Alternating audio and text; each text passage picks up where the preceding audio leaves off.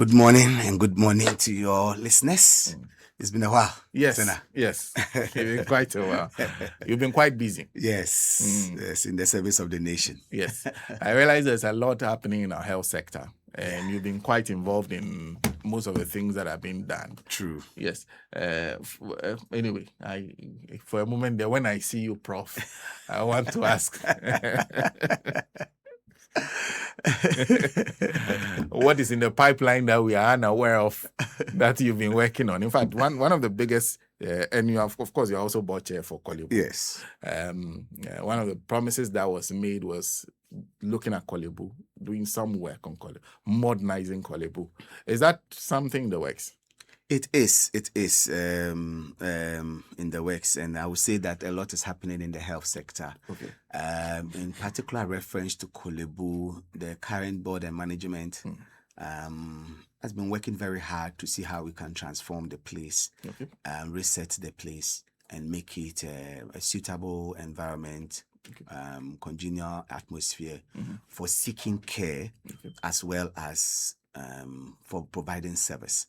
So we've been looking at how to improve the quality of our service, how to make sure that our health workers are also comfortable in the working space. So if you go to Kolebu, you notice a few things that have happened so far. For instance, we've improved the signage around the hospital in front.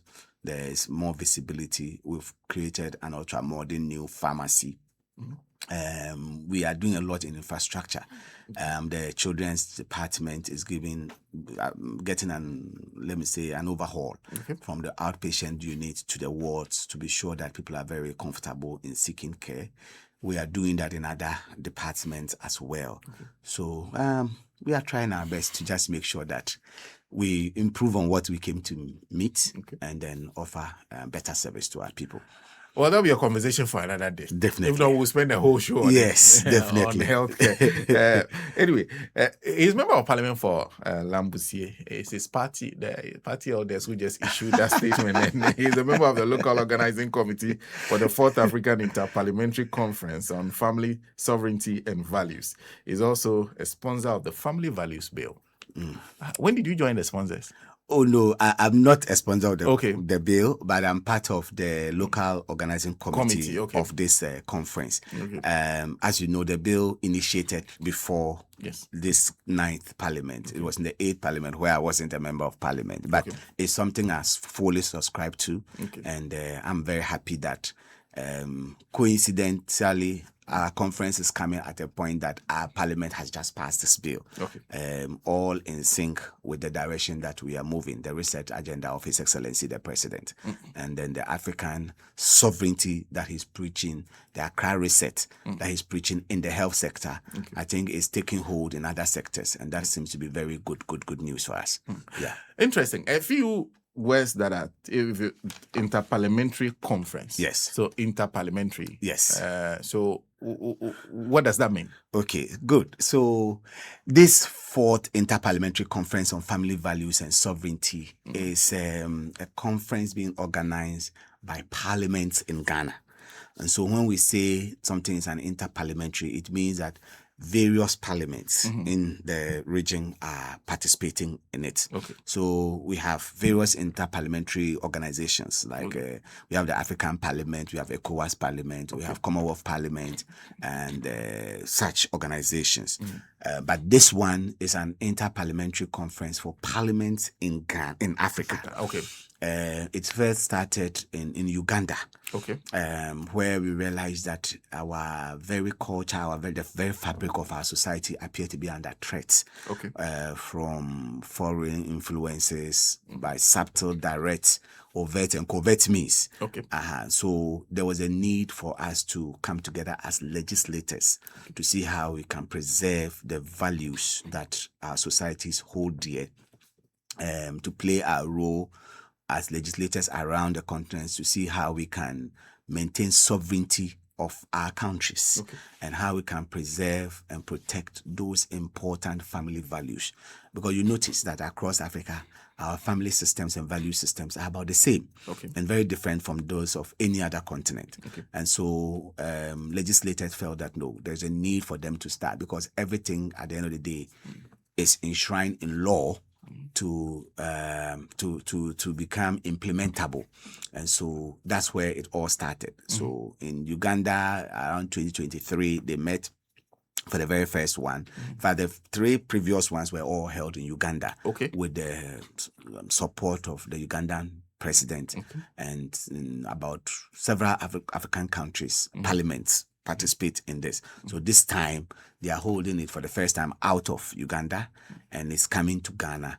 And we are expecting a lot of other parliaments, and that means parliamentarians, parliamentary service staff, speakers, deputy speakers from all these countries are coming together so that we can deliberate on this very important aspect of our life. So far, do you have any? So I'm sure they would have confirmed which parliaments will be partaking in this. Yes. How many parliaments are we expecting? Okay, at the last count, I think we have more than 20 something. Okay. The last one, we had about 28 parliaments participating and have been contributing to it. So I will just check up with our protocol unit. But at the last meeting, several countries had confirmed. Some speakers are coming, deputy speakers are coming, and MPs in general are coming to participate in this. Are you ready? Because today is Monday. We are very ready. Right Honorable Speaker will be doing a pre-conference press briefing to mention our readiness.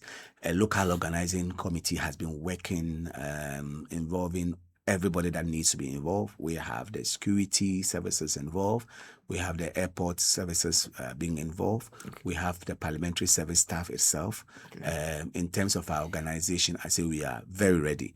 And the exciting aspect that we are looking forward to is the outcome from this conference. The 3 previous conferences have been working on a draft charter that the legislators are putting together to get the heads of states of Africa through the AU organ to sign onto that charter. And this is one being written by Africans for Africans. Very often than not, we sign onto various charters that are being drafted elsewhere. Global things that sometimes do not apply to us very well. But this charter has been drafted, has been reviewed. It is hoped that it will be consolidated in this Accra meeting and then become something that is ready for submission to the Africa Union. And it is going to ensure that Africans stand up for what we believe in. We pass laws in our national parliaments that, like Ghana has just done, like Uganda has done, and some other African parliaments have done, to preserve our family values. So those who sign on to this will be required to do similar things, to pass laws that are in sync with their cultural, religious, ethnic values and not under foreign influence. And then we feel that it's time that Africa protect our sovereignty. We own what is ours. We invest where it's needed. We lead research in areas that are important to us, not because somebody has the money and is asking us to research in a particular area or is introducing something alien, and just because of funding we'll all subscribe to that. No. So that's basically what it is. Our African traditional medicine, what has become of it? What can national governments do to harness the potential of all of that? Our religious beliefs that we've held onto, that have held the fabric of our society together, what can we do as nations? And this is the focus of it. How do we preserve the integrity of the family? What is the African definition of the family? And do we all subscribe to that? Or do we allow some foreign influence to tell us what our family should look like? No. So that is, all these are content of that charter that will be finalized hopefully in this Accra conference and then sub-tabled to the AU for adoption. We'll be looking forward to reading that and what it will mean. Anyway, what are the timelines? When would this conference start? When will it end? And what should we expect? All right. So the theme of the conference is consolidating parliamentary consensus, advancing the African Charter on family values and sovereignty. Very important discussions are going to take place starting from the 3rd to the 6th of June. We are expecting our guests in anytime from tomorrow. Okay. And as I said, we are looking at speakers, members of African parliaments coming in, representations of the African Union will be here. Traditional and faith-based leaders will be part. Policy think tanks, academia will all be part. Civil society organizations, youth group, women groups, international partners and observers will all be part. Okay. In terms of activities, we'll have high-level plenary sessions. In fact, I've been nominated as one of the speakers. I'll be speaking on the very subject you began with, that is the health sovereignty. Okay. For Africans, how to negotiate our health sovereignty in this global health architecture. Okay. You would know that our brave leader, His Excellency the President, had to turn down the U.S. bilateral agreement when we felt it didn't meet our requirement. Okay. Some African countries signed on to it. Some of them, their citizens have taken it to court and they are not able to implement it. It's really in the interest of Africans. How can Africans come together and negotiate in the global health architecture what is ours? As we are speaking today, our continent is bleeding. Okay. There's an outbreak of Ebola in the Eastern African bloc, and people are dying. How can Africans rally behind that to make sure that we bring solution to this and work African solutions for African problems? Okay. You know, as you will notice, there are things that predominantly affect us. It takes such a long time for us to find a medical solution. But if it affects the entire globe, sometime within a very short period, solutions are found. Why? African government not investing well in our health system, African government not investing well in our research and all of that. So how do we negotiate for our health sovereignty? Okay. It will be something we'll be discussed. We'll be looking at education and all other aspects of it. Then there'll be an expert working group that will look at it. There'll be a group to review the charter in breakout sessions to make sure that we consolidate it very well for adoption. So all this will take place between the 3rd to the 6th. And then we will make sure that our participants also get a feel of Ghana. When you mention Accra now, everybody wants to come to Accra. So we have to make sure they get a feel of Accra, at least see the sights and sounds of the city so that they will love to come back. In Great. All this, we also promote tourism. Okay. Yeah. Interesting. The kind of diversity you just talked about, because everybody hears this and they are thinking, okay, this is about we rejecting the LGBTQ agenda that's being virtually pushed down our throats. You started hearing this kind of conversation, especially during the Mills era. Yeah. And it's been consistent over the period. Yeah. But we'll come back there. I want to ask, how important has the Speaker of Parliament been in this agenda? Because it seems he has been, for many speakers who not have gone in this direction, he seems to be stepping out of his role and also being part of a leadership that is pushing for Parliament that is greatly involved in how the African continent is shaped. How important has he been? So Ghana is blessed at this particular moment to have the Right Honorable Speaker as our Speaker of Parliament. The democracy of every country, especially that practice this type of democracy that we have, the embodiment of that democracy is Parliament. Okay. And so when you have a speaker who has been there from the birth of our democracy. He was in the Consultative Assembly. He was in the first Parliament of Ghana and has been there throughout from 92 till now. He's a colossus.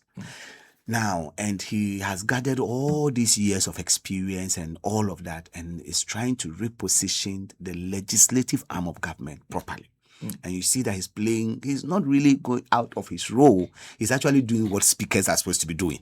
But in the past, others have not been able to achieve all of that. But I'm saying he's built on all the wealth of experience he has had, having studied the parliamentary system to the full and before ascending to the speakership. And therefore, he's able to bring all that to bear.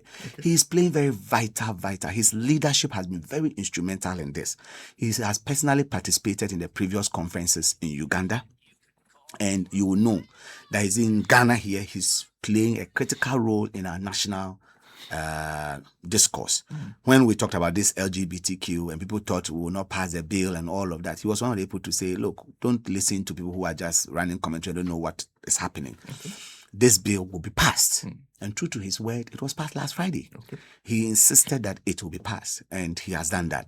He is also leading the African agenda, and it's because he's been seen globally as one of the most experienced speakers. Okay. He has served as the president of the Conference of Speakers of Parliaments in Africa. He has been at the leadership of the Commonwealth Parliamentary Union and several other global parliamentary bodies. They have recognized his leadership role. So we could not have had a better person to champion this, to take it up. And I think he's seen as a strong ally of people like the president of Uganda and others that have been pushing the African values to be protected. And I just want to add quickly that it is not just about LGBTQ. No. Okay. It is about, yes, protecting our values, protecting our family system. Of course, the concept of comprehensive sexuality and all of that, which was being pushed down our throat, that was going to affect the very fabric of our society, our family, is something that we should not entertain. And it's the reason why Speaker has been very vociferous on it. And he's actually leading this whole process to make sure that we come together, we get this charter signed onto by heads of states of Africa, and they obeying the tenets in there. We make sure that our values are protected, families are preserved, our culture is preserved and promoted, and we assert our authority as far as our sovereignty is concerned. His Excellency led the Health Sovereignty Summit in Accra here. Secondly, he had the Accra Reset, all pushing at how to ensure African sovereignty. But it is going beyond health now. Okay. This is going into education. This is to go into tourism. This is going into our culture. This is going into our family system. How do we maintain our sovereignty and not be pushed around like puppets? The allegation from the minority is that those of you in the majority side have pushed through this bill just in time for the conference. Oh. That the bill is, they've called the bill empty. Okay. They've called it watered down because you were in a rush to pass the bill before the conference. Is that what you did? Oh, certainly not. It would be very surprising. But you know, when we are doing politics, sometimes just to be able to have something to say, people will make sure that whatever you do, they will have something to say about it, to criticize it. Because they followed the process through. Okay. In fact, if you listen to our leader, Honorable Ayariga, left with him alone, Parliament should not have even debated this bill again. Okay. We should have gone through clause by clause. Okay. His understanding of it was that once Parliament passed it and attempted transmitting it to the president, the former president, and which was resisted, his hope was that Parliament should just resubmit the whole bill and to be signed. The same minority opposed it, and they forced the speaker to make a ruling. Okay. And by our standing orders, the only person that can rule on things like that is the speaker. Okay. And so if you want to transmit a bill from the previous parliament to the president to sign, and the president was willing to sign, this was a position of the majority. Let's just send the same bill back to the president to sign it. Okay. And they said, no, all bills in previous parliament, they die with the parliament. A new parliament they have to start again. But this was the first time that we're getting this kind of situation. It was like a gray area where the bill was completed, signed, and all of that, now going for presidential assent. So the question was, do we have to re-debate it? Do we have to go through clause by clause? And the majority leader held a different view because he wanted this passed as soon as possible. The minority opposed it. Okay. That it has to go through clause by clause consideration because it has expired without parliament. The speaker was forced to make a ruling. And speaker ruled that yes, in agreement with our standing orders, once that parliament died, everything associated with that parliament is gone. So we had to restart the process. And we restarted the process. So the sponsors had to retable the bill. And that's why people were making arguments that we're delaying it. But it's because we had to follow the process. The day we laid this bill in parliament, my colleague Asafo Eje, from the MPP side, said he wished that we can pass the bill the same day. Okay. So why would anybody then now accuse us of rushing it through? He said he wished we can debate and do everything and pass it that very day. That we should bring it under certificate of emergency. I was in the chamber. And leadership said they will do everything that they can do to help us to pass it in good time. Okay. But let's follow the process so that the bill would have met all the legal requirements. So we had to read it the first time, read it the second time, take it through clause by clause consideration before it was passed.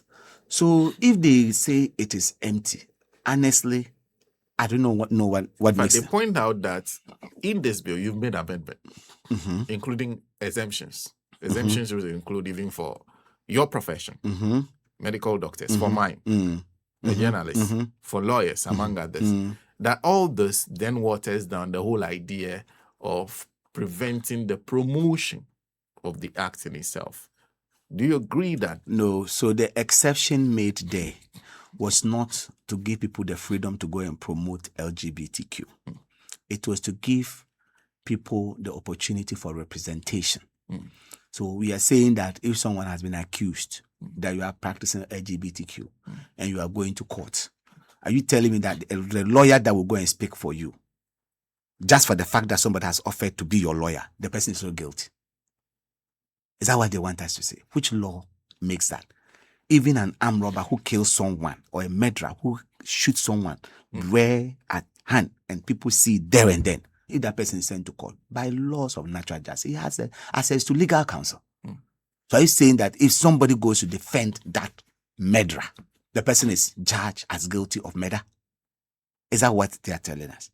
So you are telling me that as a medical doctor, if they bring people to me to do a corrective surgery, people have been engaged in LGBTQ and have had pelvic deformities that I need to correct. If I correct the procedures, I'm guilty. If I make an academic publication telling people about the ills of LGBTQ because I've mentioned it in my publication, I'm guilty?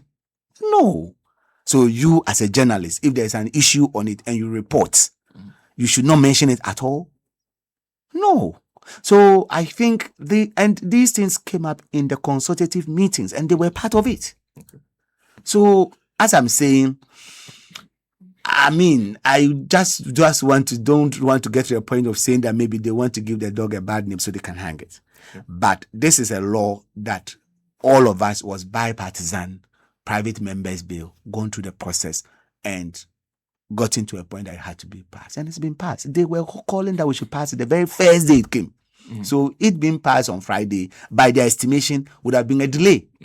And so why would someone say that we hurriedly pass it because of the conference? And they are part of the organizers of the conference. The Reverend Tim Fojo and others are all part of the committee. And this is a bipartisan thing. So I will leave that to the politics of it. But the good news is that there is a law passed by the Parliament of Ghana that I have every confidence that my president, your president, His Excellency John Dramani Mahama, who has given his word ahead of this law being passed, that if it gets to his desk, he will sign. He will assent to it and will be able to protect our proper family values, as the name suggests. You have no doubt at all that the president perhaps would delay? No. I mean, once it gets to his desk, I don't think he would delay. I mean, you know His Excellency. He's a man of his words. He will never tell you A and do B. He meant the bishops' conference and he told them that when this thing comes to him, he will sign. What people do not know is that when we have passed this, somebody will be expecting that this morning it will be in Jubilee House for the president to sign. But the process of our lawmaking is that after this, it has to be cleaned up. Okay. Because remember, clause by clause, when we mention clause 1, someone will say amendment, insert that, delete this, or delete the entire this, modify this, change this word. Okay. After all of that, people sit behind and make all those changes. And then a clean version of the bill is now made available. Okay. Then must be proofread again to be sure. And the audio discussions of the entire deliberation stage, clause by consideration stage, is listened to be sure that nothing is missed. So the Hansard department will go through all of that. That yes, honorable member for this as a constituency said, let's insert this. It was accepted by the speaker. Honorable member for this place said, let's delete that. Or the committee chairman said we should do this, we should do that. It was accepted. And that is what is in it. When we had a final clean copy, then Parliament adds a letter and transmits it to the president. Okay. So that kind of cleaning is going on now. Okay. It has to be ready and printed properly, indexed before it's sent to His Excellency for signing. But I have no doubt that when it gets to His Excellency, he will send. How long will the clean up exercise thing? Or you are That one I don't know. not so sure? I don't know. As I told you, it's technical work. Okay. A lot of people have to do a lot of technical things, but I'm not in that division. I have no clue. But I know that it is about getting to His Excellency. And once it gets to him, he will sign it. And His Excellency is very committed to this. He is one of the keynote people to address this conference I've spoken about, and he'll be addressing the conference as well. So, the president will be. yes, he'll be Yeah. addressing the conference, whether in person or wherever. I know he's out of the country briefly. Yes. I don't know if he's able to come back before, but he's a keynote speaker at this conference. Okay. Yeah. Okay. That's quite interesting. But we have ECOWAS Parliament, right? Yes. I think African Parliament too. Mm-hmm. You said Commonwealth Parliament. Mm. Now, for years, one of the biggest accusations has been those are platforms. Only God knows what to use them for, because we don't feel their impacts. The impact is usually from the executive side of governance, not from the legislative side when it comes to African parliaments working together. What is changing now? Okay. All right. So leadership is cause. Everything else is effect. That's what it's been stated. I think the current leadership that parliaments have, the legislative arm of government have, as I said, is one of the best that we could ever have had. Okay. And parliaments are asserting their right role now and making sure that things are done well. In the past, things were happening. There are things that by law, when they are approved by ECOWAS, they have to be ratified at the ECOWAS Parliament. You would typically not hear of that, Okay. but that Parliament is playing that role. There are international things that when they happen, they need certain level of ratification by these parliamentary bodies. And those things are happening. They also play a role in capacity building for member states, strengthening member state parliaments to deliver their role. Our speaker has been called on in countries where there were chaos in their parliaments to go and solve them. I don't know if I have permission to mention some of those countries, but we have countries where there are challenges with electing their speaker, challenges with who to lead the parliament, and it was our speaker that went there to solve them. So that's the kind of leadership that we are blessed to have in Ghana. And this leadership is having impact globally. And I dare say that when your threats change, your response must change. And you will see that the threat to the African continent now is different from what it was some years back. You have chronicled what has happened from His Excellency Atamil's time till now, and the subtle and sometimes overt pressure African countries are getting. Look at what has happened on the global scale, especially as far as healthcare is concerned. We had USAID and others, they were cancelled. At some point, US pulled out of World Health Organization. A whole lot of issues. Then decides that they want to negotiate with individual countries instead of as a bloc. You know, and but when you go to Europe, the entire European thing is one bloc. But in Africa, there's a divide and rule kind of, where they will deal with you individually, where your market is small, where your capacity to negotiate is very little, rather than as a whole group. So I think the legislative arm of our various countries of government is trying to assert its authority and also provide leadership to help build societies that we can all be very comfortable with. And that is what is happening now. Parliaments are not going to only sit down for the executive to just bring a law and then you make it. We have a role to play in oversight, supervising the executive, ensuring they are delivering on their mandate. We have a role to play in budgetary allocations and approval process, to use that to ensure that things are done.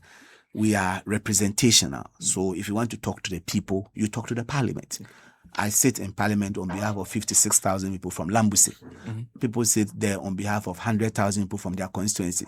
So you need this group to be able to play its designated role to ensure that we have proper governance. Very interesting. Does a new bill define what family is?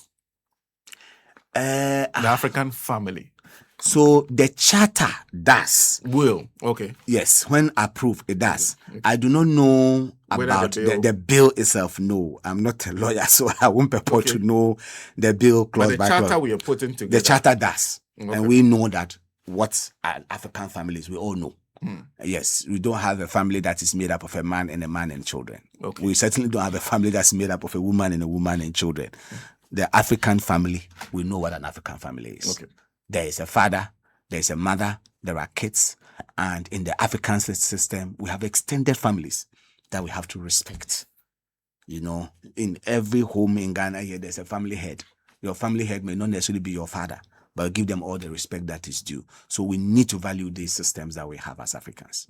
I see. So the very first step for you, and you also realize the bill is also called family values, is for the protection of the African family. Yes. Is it the sense that you feel that the concept of the African family is under threat? Yes, it always has been. I mean, you have talked about LGBTQ. LGBTQ is an obvious threat to family systems. That's the first point. Secondly, cosmopolitan development and all of that going on means that there are some incident threats to our families. In the field of AI, technology, all of that coming in, how do we use this to preserve the family unit? There are multiple threats that the family face, and we need to protect these family values. Look, we are struggling in terms of discipline, in terms of crime and all of that in our societies because the family is under threat. If we were in that society where everybody's child can be disciplined by everybody else, where the proper moral upbringing of a child is a whole societal concept, not you only, a lot of the crime we see now will not be existent, right? But we are not having that. And that is why we are having some of these challenges. So the African family has always been under threat, and we have to do everything to protect it. But there are those who also suggest, and I go back to our former president, who famously said, it is bound to happen. In essence, it means that we have allowed the infiltration for so long that at this point, it's only a matter of time. Do you agree that it does have a point when it says we are waking up too late in the day? Well, my response will be, it's better late than never. There's certainly something that can be salvaged. There's something that can be preserved, and we must do everything to preserve it. Secondly, yes, as far as the world is becoming a global village, all these threats will persist. But we must define what we want for ourselves. And that's where the sovereignty comes in. We must define what we want for ourselves. We must have what is negotiable and what is non-negotiable as a group of people and protect it. I do not think that it is too late to protect and preserve our family values. No. We still have properly functioning families facing a lot of threats and challenges. What can we do? What kind of legal frameworks can we put in place? Because people recognize some lacuna in our law and try to exploit them. And there's a reason why, even though homosexuality has been defined in a way in our constitution, and what is acceptable and what is not acceptable, we needed to bring an act to properly define what we mean. There are still African countries that don't have any law on this. Right? And they are leaving it just to what maybe their constitution says. Some maybe it's even silent completely in their constitution. And when there's vacuum, nature abhors vacuum. It will be filled for you if you don't feel it. So it is good that discerning voices rise up and defend what we all see as our collective principle before any foreign one is introduced on us. What about the suggestion that you are playing the ostrich, that you work in the health sector for so long, you are a member of parliament, you are in touch with your communities, you know that even if they ask you, can you find someone who is into LGBTQ, you will be able to point out one or two persons. That when you pass this law, one of the things you're trying to do is to perhaps get to a point where you're denying these people certain rights, attacking them unnecessarily, targeting them. This has been the narrative of those who have been against this bill being passed into law. How do you convince those people that you are not seeking to target a particular group of people In my understanding of the law, and again, I'll make the proviso that I'm not a lawyer. Interpretation of a law, also once that's been passed, now lies in the hands of the judiciary, no more even in us in Parliament. But my understanding of what we have passed is that it actually protects such people. Okay. It gives them the opportunity to seek care, to seek help, and legally so, without being targeted, without being maimed, without being destroyed. What this law does not permit is for you to want us as a nation to see what is an obvious aberration as a norm. Okay. We must be clear on that. Yes, this thing may be an abnormality. I'm a doctor, I'm a gynecologist and obstetrician. We have delivered babies with what we may call an ambiguous genitalia or hermaphroditism, where they are hermaphrodites. We may deliver people with those challenges. These are medical errors that can occur. We can explain how they occurred. We can explain what corrective measures can be taken.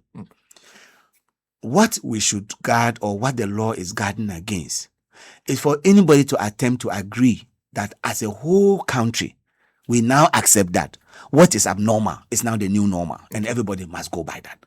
Okay. You see, if you have a challenge and you are struggling to deal with it, that's acceptable. People can help you. System can be set up to help you deal with it. But don't force it down on our children. Don't force it down on people. Don't make it something that we now have to create billboards for people to see that this is now a new norm, for people to... No. So as a doctor, I admit that people may have those challenges and they can be helped. I admit that people may have those challenges, and if they seek for help, they should not be taken as criminals. And the law didn't say so. So if you give birth to a child and the child has both external genitalia of a man and a woman, and you want to seek corrective surgery, the law permits you. It's the reason why those exceptions were made. That it doesn't come to me, the surgeon, or the pediatric surgeon that is correcting that procedure, and say that I'm a criminal for correcting it. Because it's an aberration that we've identified and we need to correct it. So I don't think anyone is playing the ostrich. There are people who are living with this condition. There are people who have it, and it has been there since the creation of this world. It has never been a situation that we now have to put it in our textbook and teach it in our children. Where did that come from? Is that where the matter of sovereignty comes in? That's where we are saying what is dictated to us. We must own what we want. We must find African solution to African problems. So we define what our problem is, and we find a solution to it. And that's where sovereignty comes from. And we have to put our money where our needs are. And so this is where we think that Africans should own what they believe is theirs. If it is in any African society's culture that men should marry men, then they should protect it, and let's see. But in our case, you look across the whole African continent, there's no society that from their ancestral time till now is accepted that men should marry men. You mention one African country. It's never been there. So we should be able to preserve those values. Errors will occur, people will have challenges. Those challenges can be managed. Okay. We should identify them as such and manage them. Do you see a health threat when it comes to those practices? Health threats to the people involved?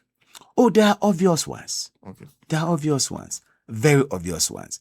I mean, I can give you a whole lot of them, from psychological problems to actual physical, medical issues. People have had damage to their anal sphincter. People have had challenges where they cannot maintain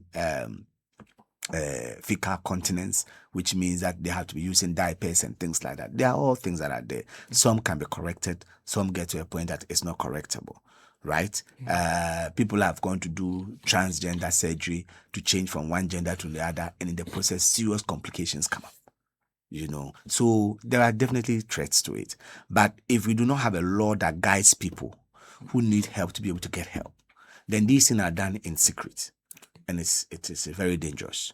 And we also would not want it to be the situation where this is now something that is forced down our throat as a new normal that all of us must accept. But the health threats are clear.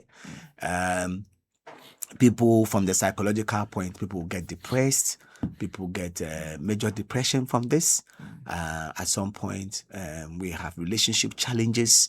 There are people that are bisexual that may be married to people of the opposite sex and are still trying to practice it. So there's a serious relationship problem within that marriage, and all of that do happen. So there are obvious health threats. Yeah. Well, Doc, we need to take a break. When we come back, we'll turn to the health sovereignty part of this whole discussion, because then there's education. Yeah, because you're just talking about curriculum among others. Yeah. Doc is, okay, I said Doc, Prof. Professor TITUS BEYUO. So before joining Parliament, do you teach? Do you still teach? Get opportunity? I still do. I am on a steady leave from the University of Ghana Medical School, but I still do some part-time lectures to the medical school. You practice? Not actively, but I do. I have permission to still practice, so I still do. So when you're needed, yes, you make yourself available. Definitely. You are obstetrician and gynecologist. I've always said this is men in that field. It's a conflict of interest. We'll be back.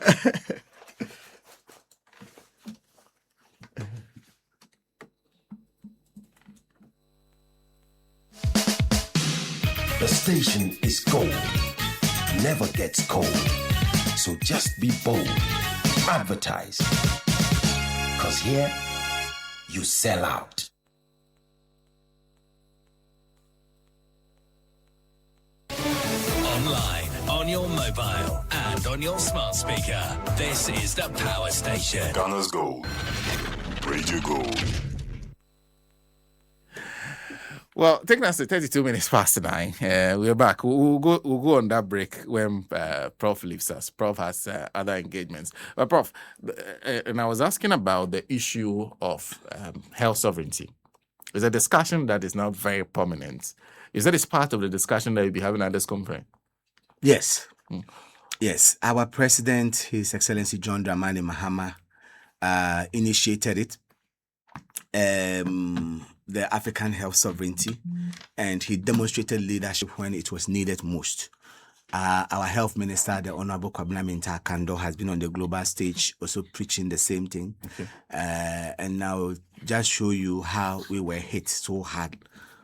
You can imagine that as a nation, your national budget is passed in the first 2 months or so of the presidency, his tenure.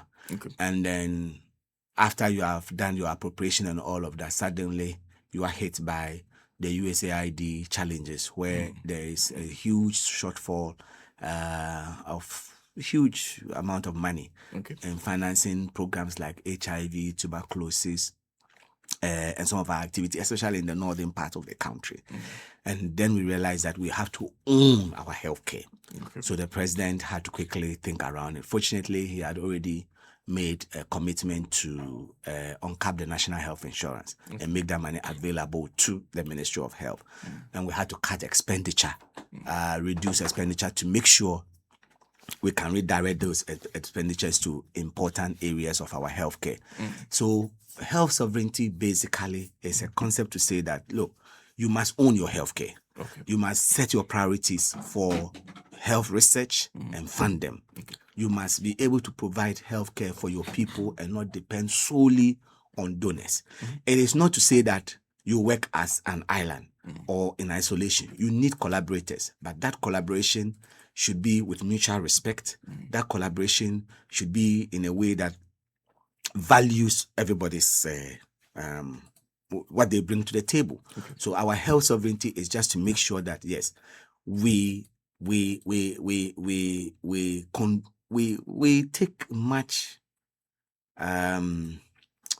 control of our healthcare, from financing to research to service delivery, ensuring quality and all of that. That's what it's been about. So as far as the conference is concerned, the charter, the draft charter looked at making sure that African countries do not permit too much gain of function research, so that we determine research that is good for us, that we preserve our African health and traditional healing knowledge service delivery in that area, that we ensure that African states and people determine their health policies.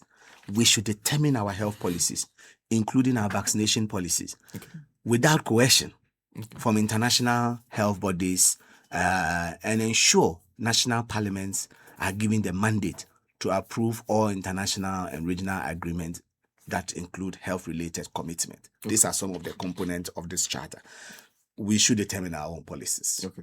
We should make sure that if we can produce our own vaccines, we should produce them. We should determine what vaccines are good for our people based on our national data.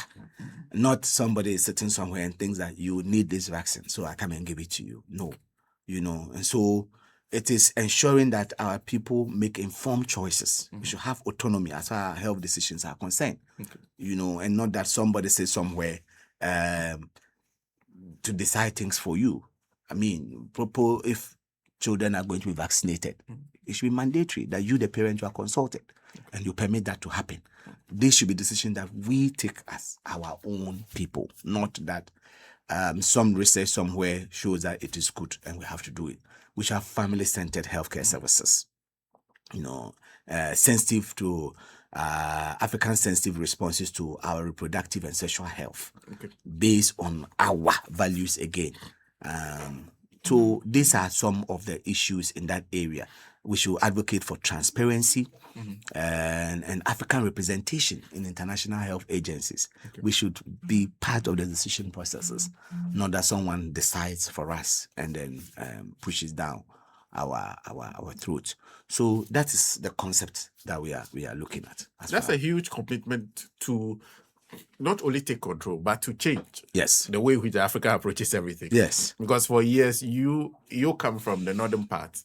And those of us who grew up in villages and small towns, one of the things you see is that USAID is a major financier of many of the health initiatives. So it looks like we are also committing that will change the way we approach things. Yes. Are we ready to do that? I mean, we don't have a choice now. USAID has reduced significantly their contributions to our country. I mean, if government didn't step in, some critical services would not have run. Okay. Our programs like National Tuberculosis Control, HIV control, some adolescent services that we are rendering would have suffered greatly because of the shortfalls in funding. Vaccination is another issue that we are struggling with, because if you look at how vaccines generally for our children were procured in this country, we're part of what we call the Gavi Alliance. And then we have those that come in where we have counterpart funding, where the ministry funds part and donors fund part. We still welcome those donations, but it means that we must prepare as a nation to be able to take care of our own people. It should be a national pride that we can take care of the most vulnerable in our society, our pregnant women, our children. This should be something that ideally we should not even outsource to someone to come and do for us, so that when it is withdrawn, we are struggling. So technical assistance is still welcome, financial support is still welcome, but it should not be that you outsource your entire component of health service to somebody that when the person pull the brake, then your people are struggling. No. And it also means we have to cut waste. It's not just pumping in money, but using what we have efficiently so it can still reach the services of our people. And if you look at the donor support in other areas, as they have dwindled, government is stepping up to try to shore up that. And in the midst of all that, we are introducing things like the free primary health care, which as of now is funded from our national budget. It's a deliberate government policy to ensure that the citizenry get access to preventive health services, so that we move from sick care to actual health care, where healthy people seek care and do not fall sick, so that the number getting ill reduce, and we can also delay the progression of major ailments, especially these non-communicable diseases that can run for a very long time and are expensive to care for. All these are deliberate policies of government to make sure that we change the paradigm to match what the global health architecture is showing us. Prof, I know I have to let you go. So to be fair, so that Prof will get to where he has to be soon. But how can we follow this conference?